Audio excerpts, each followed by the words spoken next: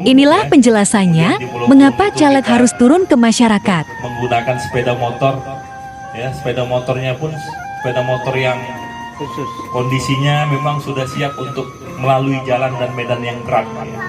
Lebih kurang 2 jam baru sampai ke Sungai Danai itu.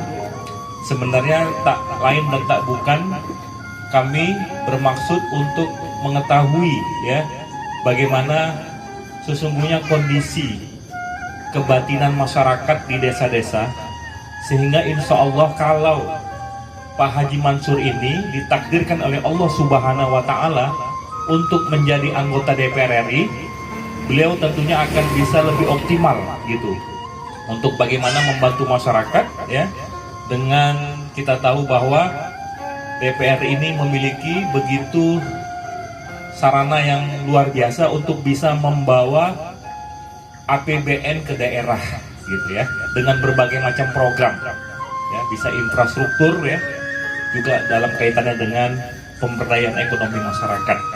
Makanya salah satu yang kita lakukan pada hari ini juga bertemu dengan bapak-bapak dan ibu-ibu di sini dengan harapan ya dengan pertemuan ini ya nanti Pak Haji Mansur ini betul-betul bisa memahami dan betul-betul mengetahui apa yang menjadi aspirasi dan keinginan masyarakat terkait dengan apa hal-hal yang terkait dengan pembangunan ya, baik infrastruktur maupun hal-hal lain yang memang dibutuhkan masyarakat. Jadi itulah pertama tujuannya.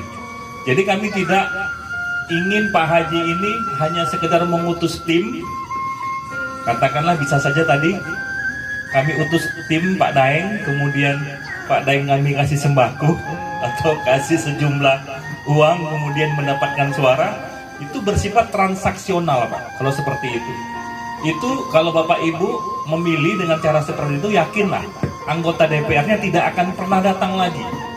Dia akan datang 5 tahun sekali dengan cara yang sama. Tapi beda yang dilakukan oleh Pak Haji Mansur, bertemu dengan masyarakat karena dia ingin betul-betul bisa nantinya memperjuangkan aspirasi masyarakat karena mendengar langsung.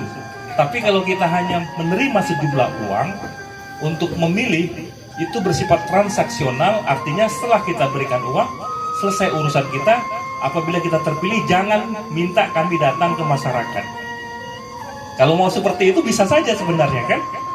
Nah, suaranya kita beli 200.000, 300.000. Tapi nanti kalau sudah terpilih, jangan minta kami datang.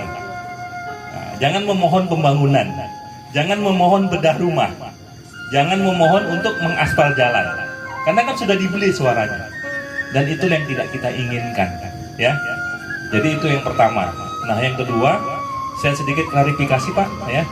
Pak Haji Mansur ini sekarang tidak menjabat, tapi sempat 2 periode menjadi anggota DPRD Provinsi Dapil Kota Pekanbaru ya.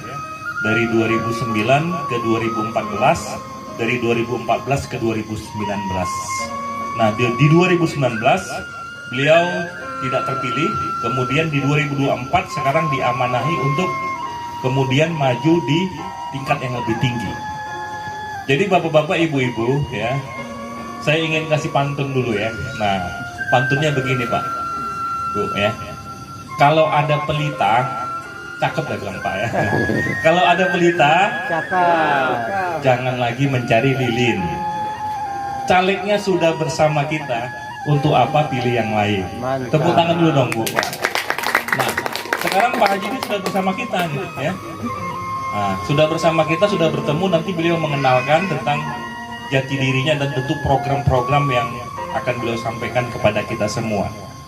Nah, jadi sebelum beliau menyampaikan, saya ingin memastikan ya Bapak dan Ibu bahwa kita datang kemari dengan harapan Bapak dan Ibu nanti datang ke TPS begitu pada tanggal 14 Februari 2024 untuk tentunya memilih wakil-wakil kita, dan juga kita akan memilih calon presiden ya.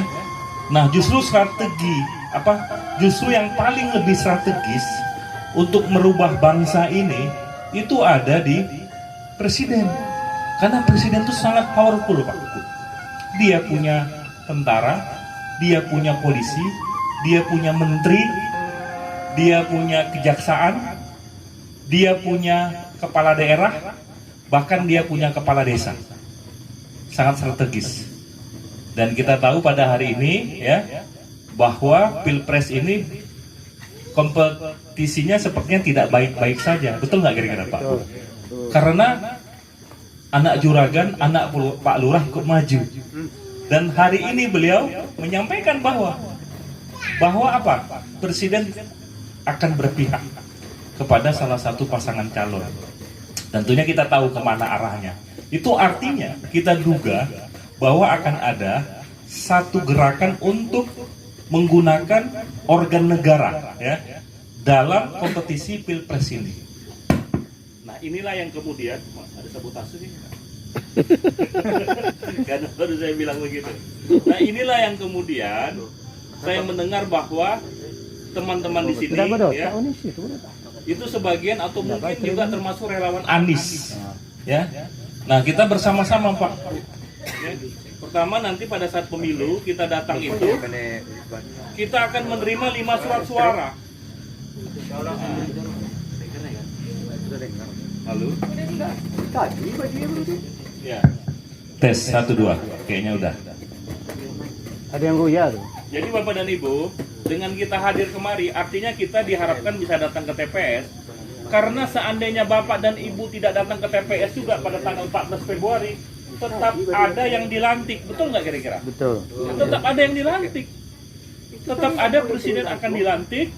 Tetap ada anggota DPR yang akan dilantik. Tetap ada anggota DPD yang akan dilantik. Dan tetap ada anggota DPRD, baik provinsi maupun kabupaten yang tetap dilantik.